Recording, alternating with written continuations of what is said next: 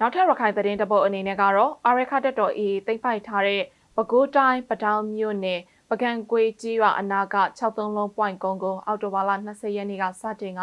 စစ်ကော်မရှင်ကပြန်လည်ထိုးစစ်ဆင်နေတဲ့ဆိုတဲ့သတင်းကိုတင်ဆက်ပေးပါမယ်။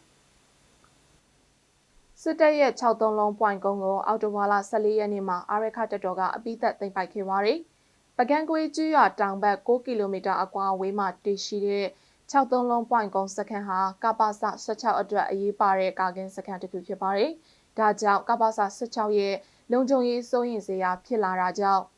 အဲ့ဒီစခန်းကုန်းကိုပြန်လည်ထိုးစစ်ဆင်တိုက်ခိုက်လာတာလို့စီးရေးလေလာသုံးသပ်သူတွေကပြောဆိုကြပါတယ်။